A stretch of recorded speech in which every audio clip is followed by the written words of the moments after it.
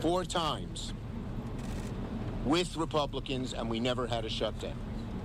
And so it's up to the Republicans whether they want to shut down or not. We've made to the president some proposals. Our Republican leaders will have to talk to them about them, but ultimately he's the decision maker. And if he will accept some of the things we asked, which we think the American people are for, on health care and on rescissions, he can avoid a shutdown. But there are still large differences between us.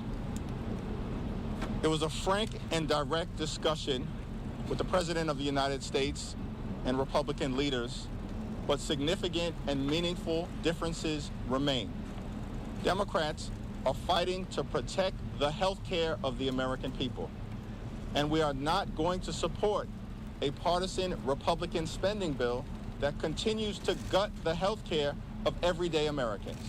Period. Full stop. There's a Republican-caused healthcare crisis that is causing hospitals and nursing homes and community-based health clinics all across the country, in rural America, urban America, small-town America, the heartland of America, and black and brown communities throughout this country. And that crisis is happening right now.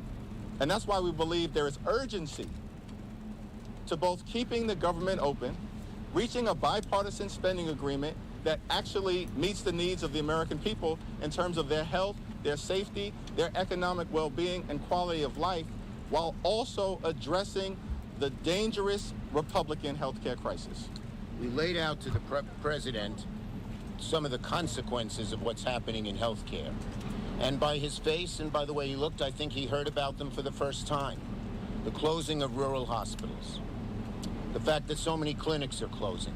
And I don't know if he knew this before, but the fact that people will pay $4,000 more a year, $400 more a month, close to $5,000 more a year on their health care premiums if we don't do anything.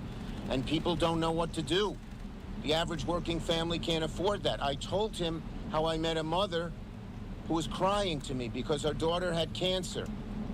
And what has happened with health care, with what they have done, she's going to watch her daughter suffer and maybe die.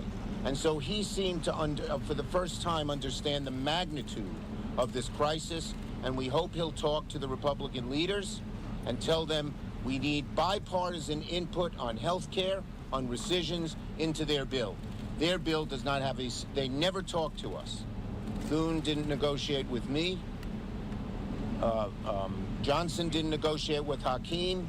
And on the key issues, the Appropriations Committee, which has talked about 3 of the smaller bills, they're good bills, they said the appropriators couldn't agree and said kick it up to the 4 leaders. They still haven't talked. And let me say, we're deadly serious about addressing the Republican-caused healthcare crisis because it's a deadly serious issue for the American people. Largest cut to Medicaid in American history. Hospitals, nursing homes, and community-based health clinics closing right now. The fact that more than 20 million Americans are on the brink of experiencing dramatically increased premiums, copays, and deductibles because of the Republican refusal to extend the Affordable Care Act tax credits, which benefit working-class Americans. And we pointed that out. I pointed that out. Working-class Americans, their health care, that's what we're fighting to preserve, to defend, and to strengthen. Thank you. Questions? Take questions or not? No. Yeah.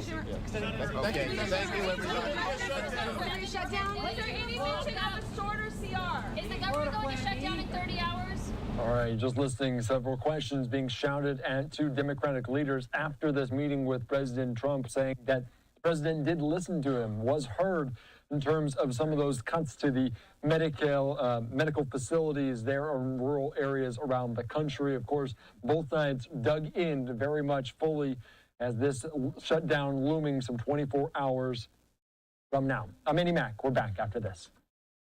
I may not know the day you'll get here, but that kick tells me that maybe you do.